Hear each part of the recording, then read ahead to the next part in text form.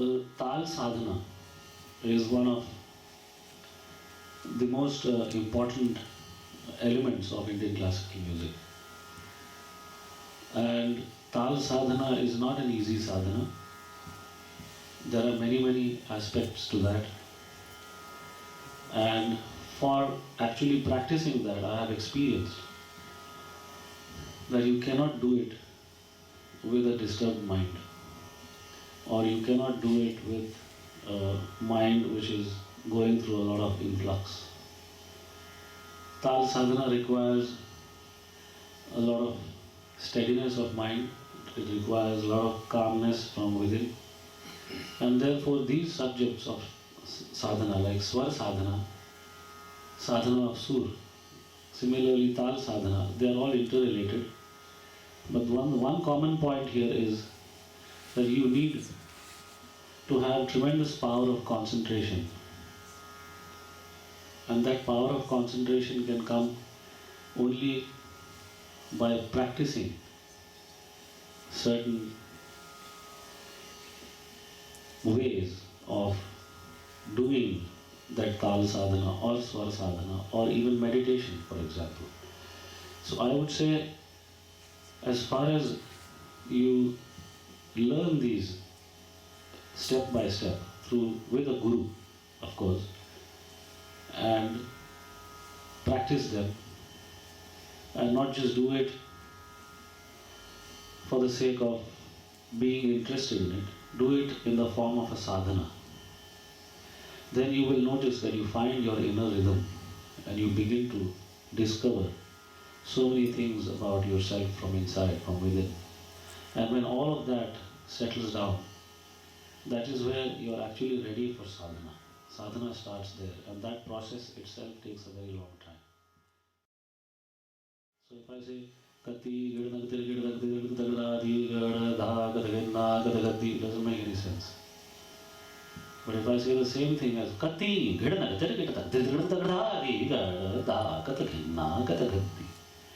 so these points of emphasis, points of pressure, points of release, being all of that together, being in Taal, the Taal going together. So there are so many aspects here that eventually for all of this to come together takes a very long time. And that is when basically that entire process, during that entire process, you're trying to be conscious. You're not concentrating, you're trying to be conscious whether all of this is coming together or not. Is my pronunciation okay? Is my Taal okay? Is my tempo okay? Are my expressions coming? There are so many of these points that you're conscious of. And in the process of being conscious of all these things, you're not able to concentrate. You see? So, when all of these come together, after many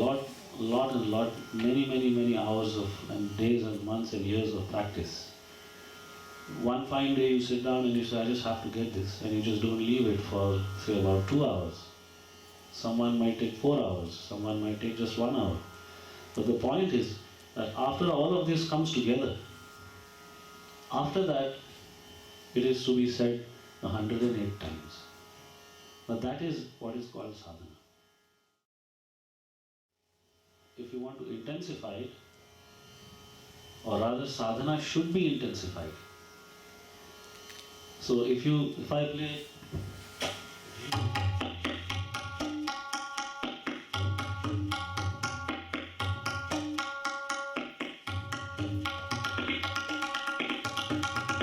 this won't come on the first note. So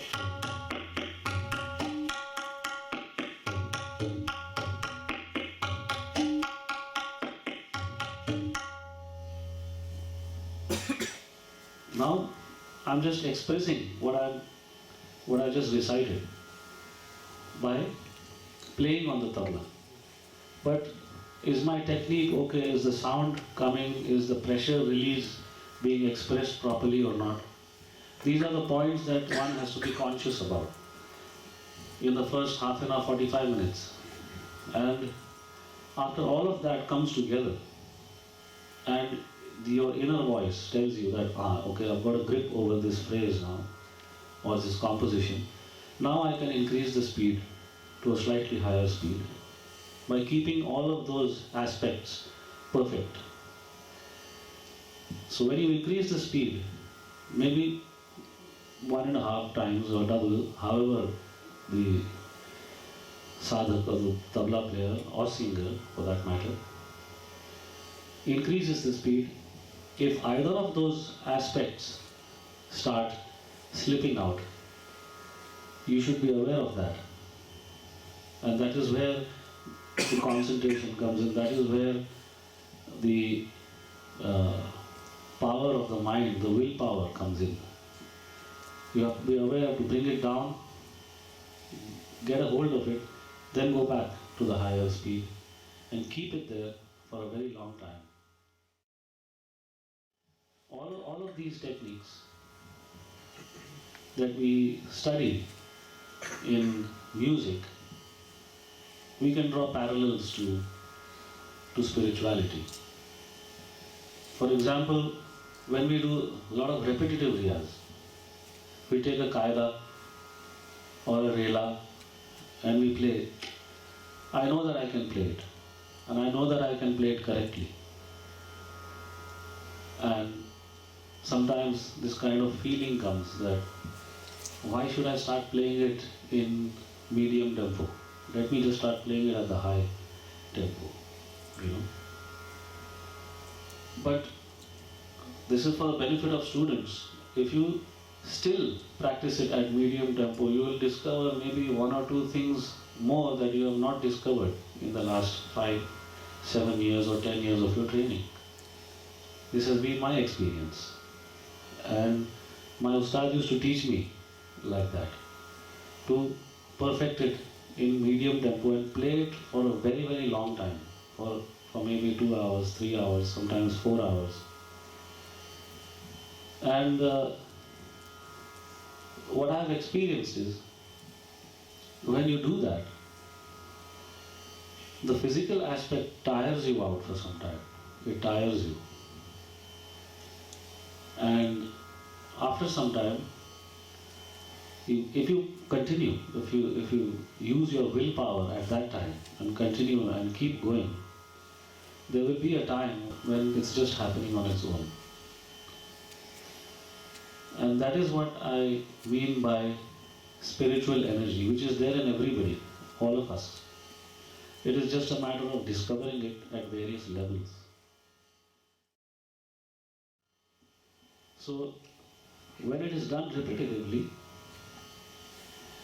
and keeping all the aspects correct, a time comes when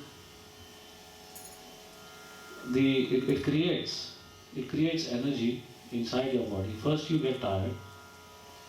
It happens even in mantra chanting. The moment I ask you to close your eyes and concentrate on something, 1,000 thoughts will come into your mind. It's bound to come. So if I say don't think about anything, just listen to the Tanpura. Even while listening to the Tanpura, is somebody coming from outside, well, something or the other will happen. What's happening tomorrow, what happened in the morning. Either of these thoughts will keep coming in. They should be allowed to come. They should be allowed to come and go. Come and go, come and go. This happens, and finally you blank out. So the same happens with riyaz. You play, you face a lot of distractions, your technique is not settled, your sound is not settled, your layer is not settled. Keep going. Slowly, time comes when you achieve a state of equilibrium on all these things, and then you increase the speed, you face the same difficulties, and then later on, what happens is, an energy starts guiding you from inside, and eventually you don't feel the pressure. You don't feel, it feels easy. And I have personally experienced this. I think as far as spiritual energy or spirituality in rhythm is concerned, these have been my experiences. This is how I have seen my ustad practicing. You know, he's been in rhythm all the time. There are times when I used to go to his house, and in those days we had black and white TV, no color TV, so the picture was not that clear. So the volume used to be on a very high decibel level. The dialogues of some Bollywood movie, the characters exchanging loud dialogues, and my ustad would be sitting there on the sofa and watching the TV with an expression of what's going on, sort of an expression. And then I would go and do my pranams and sit next to him, and suddenly he would look at me and he would bless me and fire off a composition suddenly. So I would wonder, I thought he was engrossed in the movie, but below his thigh here he was counting a composition, and he was nowhere in that movie, nothing. He didn't know what was going on, he didn't know the name of the movie, he didn't know who the characters were. So if one can be in a state of total concentration and maybe trance with so much noise around, you know, I've seen him like that so many times. So this has inspired me, and his counting used to go on. So he had achieved a state of being one with his internal rhythm, and that is what should be the goal of every musician or every person in life, I guess.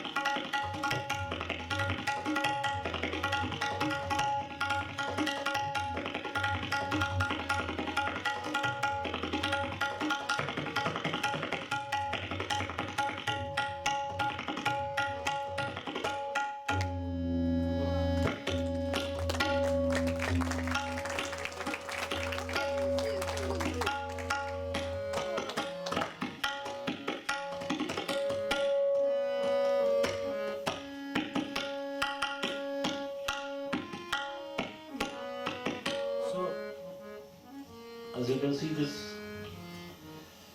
this give and take expressions between tabla and baya is what gives the sound dynamics, creates a sound dynamics, and that is what khali bhari poetry is all about. So I'll just play 2 or 3 compositions and we'll conclude with that.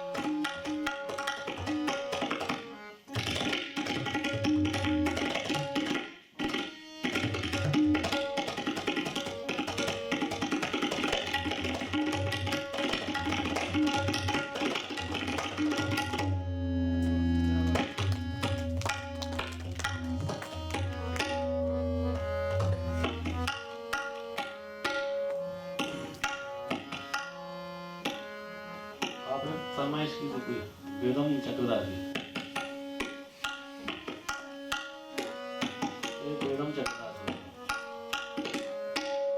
दिन